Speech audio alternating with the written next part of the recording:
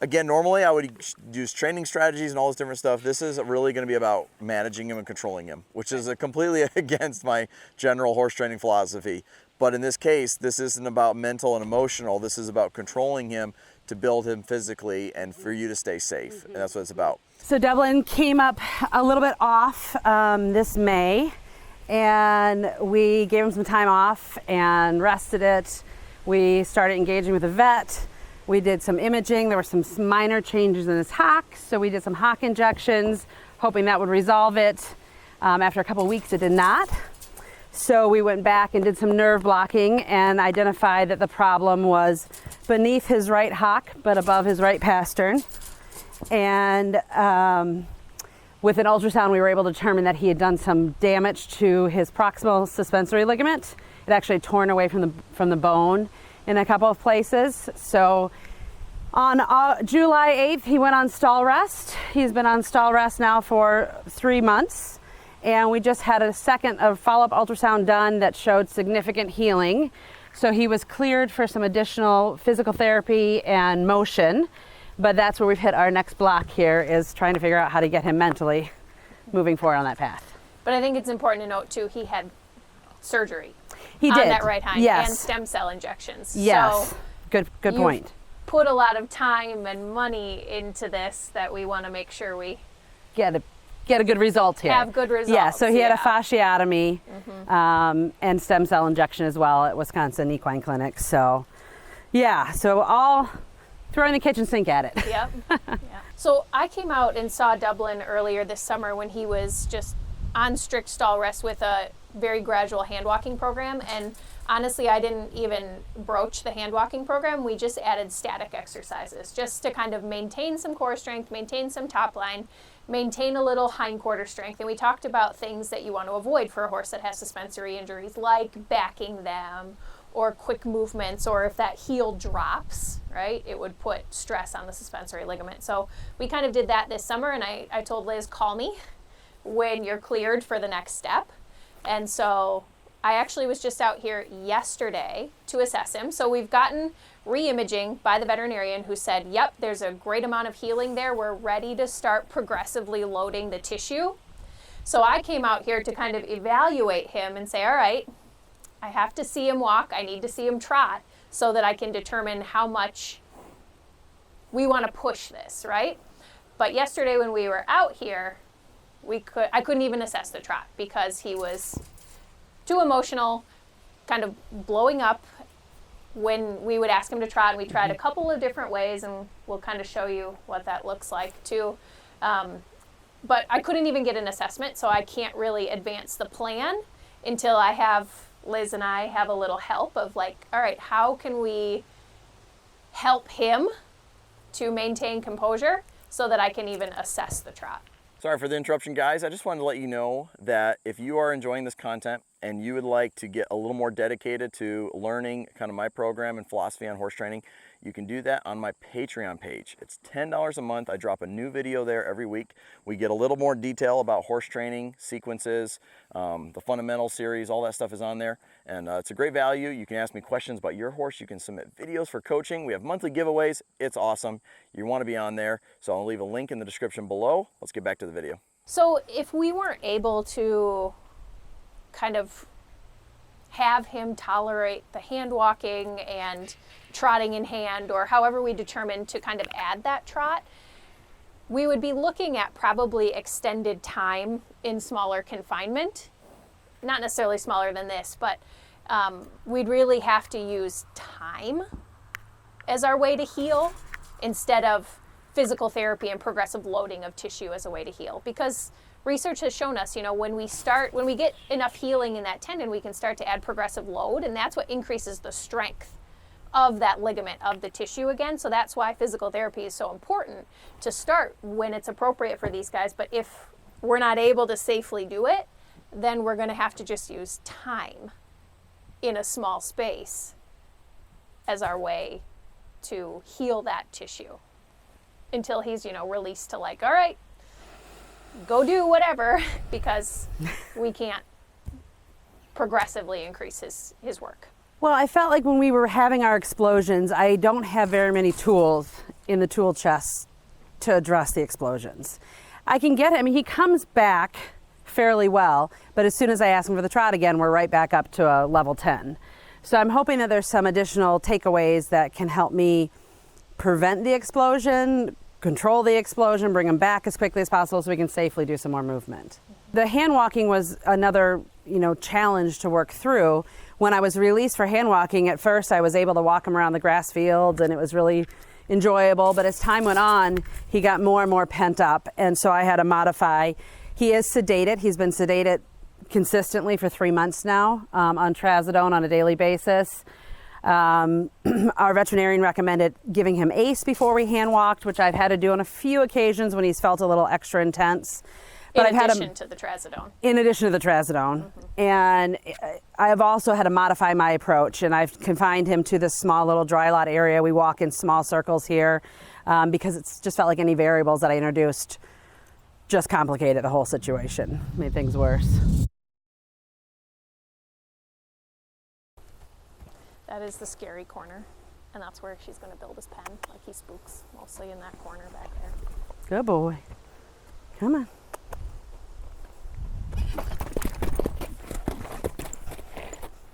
Good boy. It's all right. There you go. Does that seem common? Or that's the blow up? So if I were to be out here on my own today and this was my time to hand walk him, I would have aced him because I could feel coming out that he was there. So, but when I do get the explosion, that's typically the extent of it. It's a squeal and a squirt and then a lot of blowing out and relaxing. And 9 times out of 10, that'll be enough for the day and he'll be okay from here on out. But that's typically what we get. Then yesterday when I started trotting, I thought we got a little bit more than that on a few occasions. That last one yeah, because we haven't even tried trotting yet. Yeah. Okay, I don't think we need to try trotting. I think it's going to be an explosion, yeah. Good boy, you roll. That's good. You can roll. Nobody's saying you can't roll. Good boy, you roll. Good job. Good boy, go for it. So, do you see how you're giving him lots of room right there to roll? And yeah. This? To me, if we were talking about generally handling, I love that he's got a long rope and that he can move around, all this. But in this particular case, you haven't done anything to establish control before that explosion. That was the only time that you really controlled him. Yep. He was kind of allowed to do whatever he wanted to do the rest of the time. Yes.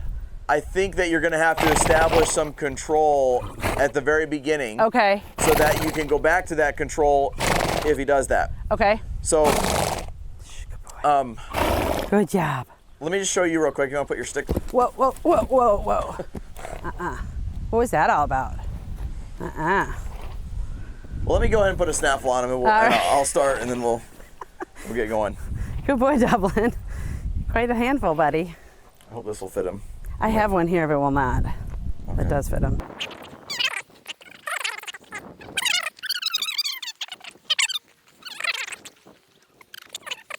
You know, and he's actually, in my opinion, he's being very good the way he comes back as quickly as he does afterwards. He's being very good considering the circumstances, but we need to get a little more control because it's basically like he's not allowed to do that right now. Yeah, and so your point is, I do feel like I'm a sitting duck.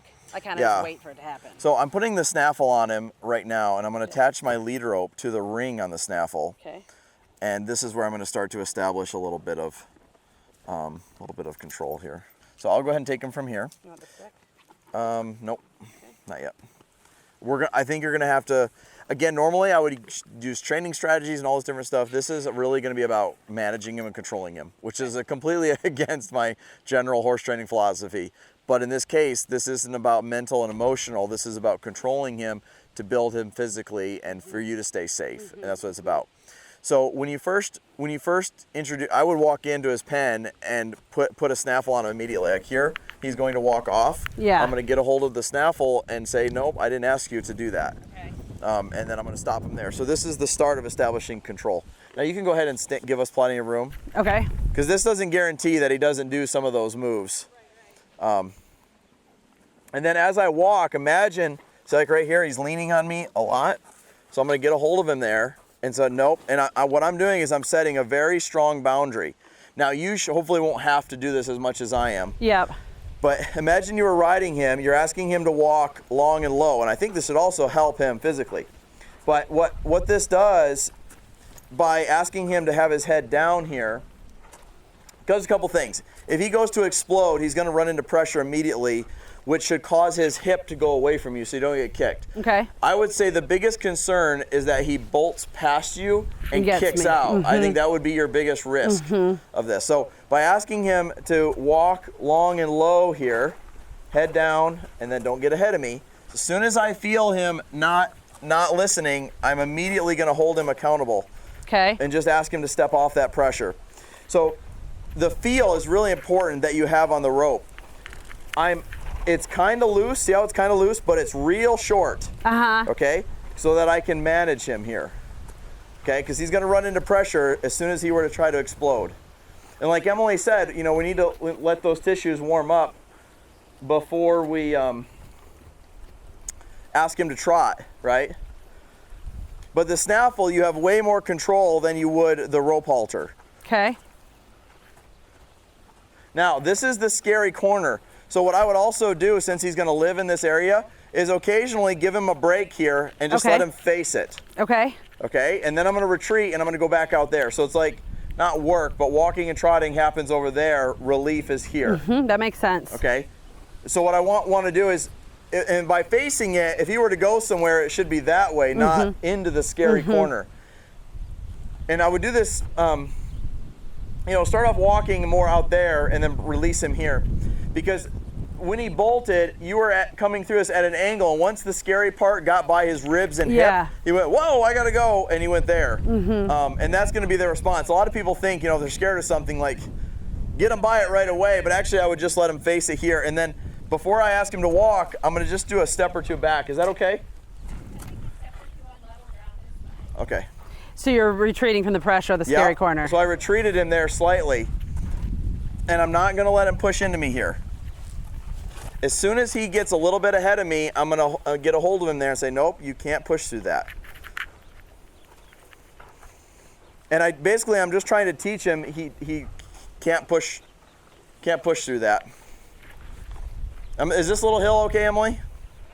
Walk through here. So this is why we have Emily here too, to find out what's okay and what's not okay. But can you see how I'm really holding him accountable here? Oh, potty break. He's got to poop. So this pushy nature has been him since day one. Okay, yeah, he tends to be a little pushy. It's really, that's part of his persona. Okay. Yeah. And which is also typical of, like, what's his breed? He's a thoroughbred draft. Yeah, like they he just leans into everything. Yeah. So you're really gonna hold him accountable there. Now, little things like this, rubbing his leg, thinking about rolling, but you need to establish some control. Like for instance, if you're gonna control your dog, let's say you're gonna take your dog for a walk, and they're in their crate or in the house or something at the moment. When you go to walk out the door, to control them through the whole thing, you could, well, let's just say what most people would do. The dog would be at the door first. The person would open the door. The dog bolts through the door. Yeah. And now let's try to go catch him up to do whatever we're going to do. Yeah. We're going to do the opposite of that. I would be like, okay, down, sit, stay, whatever. Walk through the door. Okay, now you can come through the door with me. Sit, stay. Okay, now we're going to put the leash on you. Now we're going. It's like controlling them right away while things are going well. What doesn't work is to wait until there's an explosion and then try to recover from it. It's establishing the control right away. This is not a guarantee that he won't ever do it. Right. It's just he should recover quicker and it should be less explosive, because what he's doing now was survivable, but it would escalate. It could get worse. Yeah, for sure. So you just got to kind of keep that in Well, and this mind. message sounds so familiar, but it's like when you're just hand walking, you're like, I'm hand walking, you know? Yeah. Like we've done this all over the place. Like, why can't we do this? And if you weren't hand walking him under these circumstances, Right. I loved how you were handling him. Like, I don't like to do this at all normally. I'm preaching, don't handle your horse like this. Right. Don't micromanage him, give him slack. But we have to modify our approach for him. And he's got to have respect for these. And then even when he's being good, every once in a while, just practice halting. Ask him to lower his head. You can't do too many of these. Stop him, just check in. So if you feel him getting a little pushy, we're stopping. Just ask him to get off that pressure, head down, settle. Are we good? Okay, now we can continue. Okay. And just do those check-ins frequently. So I'm all about being proactive and not reactive, right? And again, even Emily's recommending this anyways, but I'm all about giving him a good walk before you ever try the trot so that he's comfortable out here, he settles in, okay, we're doing this now, we've got control. So that when we do try to trot, it's gonna be in little baby steps, but all the same rules are gonna apply at the trot as they would at the walk. Okay. Does that make sense? Yep. So I think I'm about ready to give him another release in that end. Okay. So try to not do your correction. So like, I'm gonna do a correction here. Again, even though he's being really good right now. Check in, touch Stop. base. Hey, oh, you're pushing on me. We're gonna get off that. And I'm getting a hold of him pretty good because I need him to take me serious now so that if he goes to go, there's a little better handle there because he's fairly heavy just at a slow walk here. So that was the check-in. Do those over here and release him there. Okay. And that's kind of a prep step for you being able to pen him up over there and not have him get too worried about that corner. Okay. I think this is what's making sense. Makes sense to me. You know, of course, these kind of situations are fluid and you have to make adjustments as you go. But watch, we're gonna go a little deeper into this corner now. And we're gonna get here and we're gonna say, hey, can you put your head down and settle? You know, and then this is where you can pet on him. And you can feel that he's relaxed, his head's low. Like you knew when he starts building, you have to shut it down as it's building. That's when you shut it down, not wait till it happens. Right. Again, it's not a guarantee, but it gives you a bit of a chance. And this is just a basic snaffle. I'm attached to the snaffle, not to the chin strap, but you're gonna wanna have a chin strap so that it doesn't tend to pull through. Without a chin strap, it can pull through there. Now see there, his head came up and he's looking. Again, nothing bad, but just, it's like, oh, you're not with me, you were thinking about something over there. So I just did a little back step, asked him to check in, and now I'll retreat from this corner. But I did it with connection with me.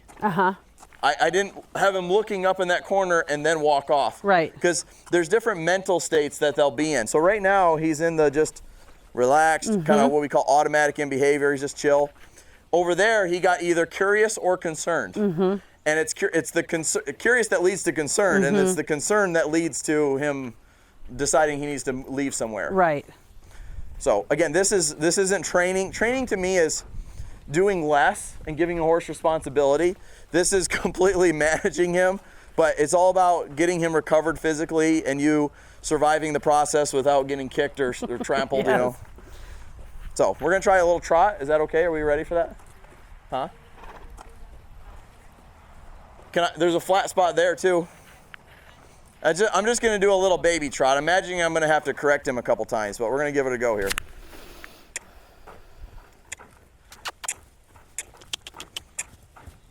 So that's it. Just we're gonna walk a little faster and then I'm gonna check back in. Hey, are you still with me? Baby steps. Because you also don't want him to get caught off guard because any little thing is gonna set him off, you know? And so just building this up.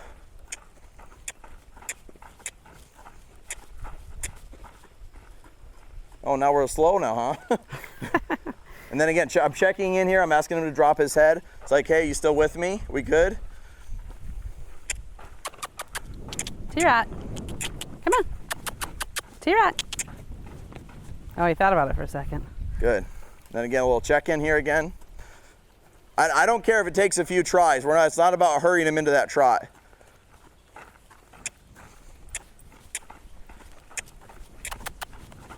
Come on, buddy. now we got the opposite He's problem. like, it's all a lie. Come on. T-Rat. Come on. But I'm trying to be careful, not getting too far out ahead of him. I'd rather build it up gradually like this. Because if I give him rope, then I don't have control. Right.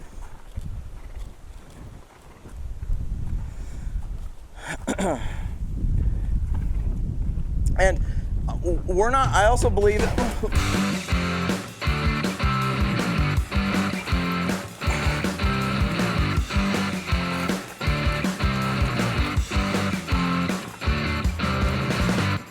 see there, I'm just gonna get a hold of him until he settles. There we go. Good boy. Good job. Okay, let's try again. Yeah, that's a lot of horse on the end of the rope, isn't it? Yeah. when he gets going. Yes, it is. But that time, instead of it just happening and no real consequence, he ran into quite a bit of pressure with a snaffle. Yeah.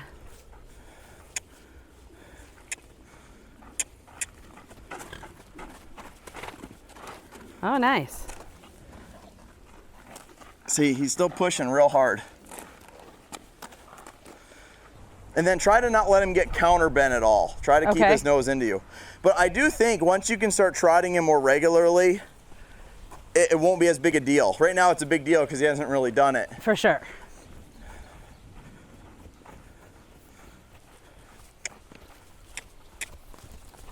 Good boy. Fancy. I'm gonna get my workout in too.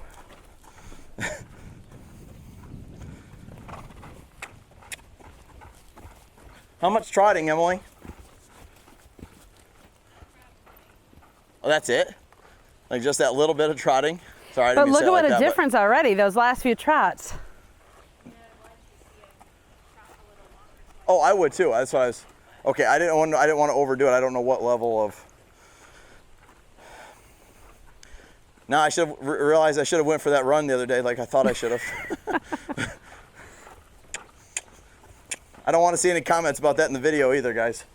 Whoever's watching this at home. I'm sure you guys are all super fit athletes watching this video.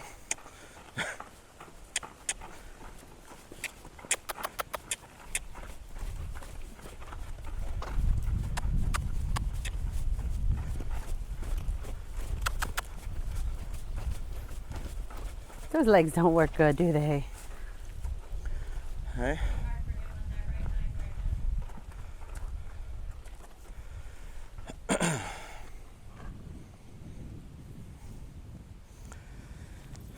So again, releasing him here. So training wise, you would do that. You could do this whenever you change directions. You would switch the rope to the other bit. Okay. Can I have her do this at a walk with him to practice?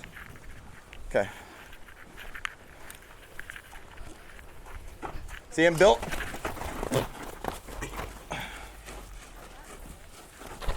Look familiar? Yeah, sure does.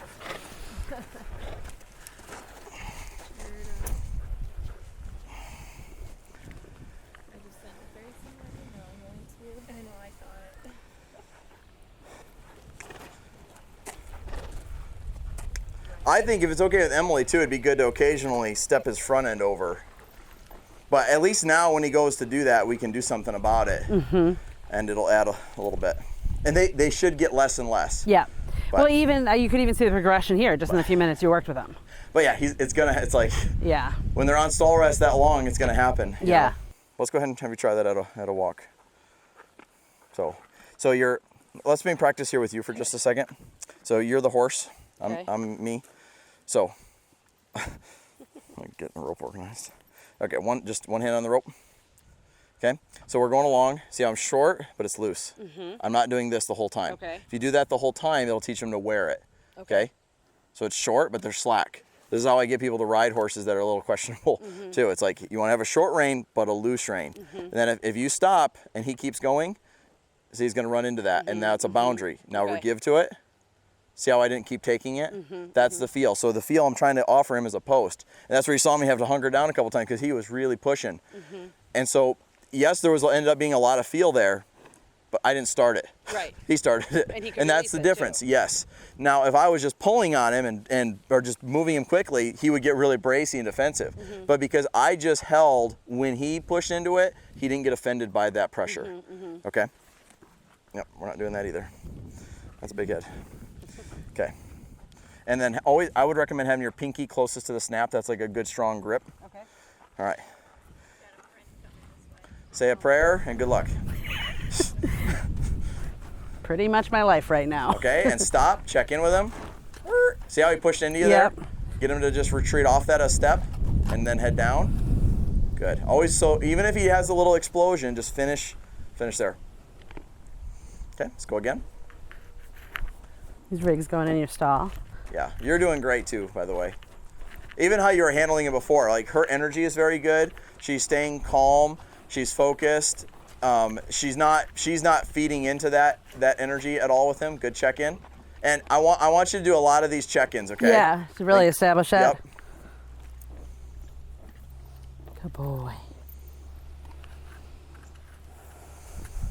But you saw, even though he exploded a couple times on me, I had him bent right away, and the hip went away. You know what I mean? Like, by having it short like that, as long as you're keeping your hand loose the rest of the time, I think that's going to be the best management strategy. And again, I hope everybody watching this video at home appreciates, you know, we're trying to do the best we can to care for the horse, but also we have to be safe as we're doing it. And this is not just this isn't about training. This is about recovering with a horse, helping him physically get back to soundness. And the other thing that's good about this too is when you are ready to start doing walk rides, or ride walk, or however you call that, exercise rides while you're riding him, he'll already be kind of familiar with listening to the bit. So if you get a hold of him with a rein, you know, he'll understand. So walk over here, maybe give a break. Yep. Can we have her try trotting with him once? Or would that be too much? Yeah. I'd like you to try just one trot, because I want you to see how slowly I tried to build up to it. Okay. Good boy. I know the gnats are back. We got the So little just walk gnats out off for a today, sec. too. What's that? Walk off for a second now. So just, and then don't see, now that's what I don't want you to do. Don't take bigger steps. Okay. Bring your life up. Okay. And just ask him to kind of go into a really slow, Okay. slow trot. That makes Just sense. build it up real gradual. So just kind of trot in place a little bit, slightly forward. Oh, look at your gait. That's fancy. Pee-offing. You could be, yeah, that's passage, I think. Good boy. Yeah, super. Good job, buddy. Super. Does that make sense? It does. So that's the same technique we use to teach horses to trot with us at Liberty. If you take big steps, you get so far ahead of them that they can't keep up. Wow. Walk down the hill. You're pretty fancy. Years of dressage training. That's like the best in-hand trotting I've seen. Let's go. Come on. Super. A little bit of more trot there. Keep going. Come on. Let's go into that trot. More forward. Don't do the rope at all. You don't need that. Just use don't use your left hand at all. Go ahead and trot. You can go a little faster this time. Yeah. Good boy. And walk. Good job. Super. Good job, buddy. And we'll just release them there. Riggs is like, I want to be in the video. We got company now. All right. So that's Good probably job. good. That's enough work for today. Well, what did you think of that? Oh, I think it makes a lot of sense. The idea that I wasn't taking control until after the event. As soon as you said that, I'm like, oh, that's exactly what I'm doing. Yeah. I'm just kind of waiting to see what's going to happen, and then I can bring it back down, and then we wait and see if it's going to happen again. Yeah. So it was really remarkable on a couple of those trots where he would have exploded on me, but he responded to what you'd already taught him with a bit. So I think that's a great tool to add into the mix. Super. And the way I like to think about that is just horse training in general, we want to be a little more on offense than defense. Like you were kind of waiting for something to happen, then you're going to recover. And that's going to happen. Like we're going to have to do those reactions sometimes, but we want to be on offense as much as possible, where we're being proactive and getting ahead of it. That's a good way to think about it. Did you feel more control with the snaffle? Oh yeah. As you were walking in? For sure. Okay. I mean, he yielded to it right away. So recognizing that it's still dangerous to do this, but you did feel like this is a little more achievable. You could do that more. Yes, for sure. Great. Absolutely. Perfect. That's what we're hoping for. And where I think it'll get real good is when you can trot enough that he actually is slightly tired by the end. And then until we get to that point, using what you need to. Well, and that was just a remarkable improvement from even just what we tried yesterday. So I mean, it was steps in the right direction for sure. Great. For sure. Awesome. Yeah. Thank you so much. Yeah, you bet. Appreciate you getting out here. And what should everybody do that's watching the video right now? Practice some groundwork. Subscribe to the network. Perfect. You're a natural at this. I'm telling you. Riggs is like, interview me. Not only does she have great movement. Awesome. Well, thank you for sharing this situation that you're in. I think there's a lot of people watching this that are going to be able to relate, because anybody that's gone through this with a horse knows how much of a roller coaster it is. They're better, they're worse, they're better, they're worse. We can't do this, we can't do that. And I just appreciate you being willing to let us come out and, Oh gosh, I appreciate putting the help. this out there for everybody. I appreciate the help. It's a nice combo with the knowledge for both of you guys. Yeah, I really yep, appreciate absolutely. So, all right. it. Great, thank you. All right, well, maybe we can check back in a while and see how things are do going. an update in the future. Yeah, Debbie's. Cool. Thank you very much. Thank you.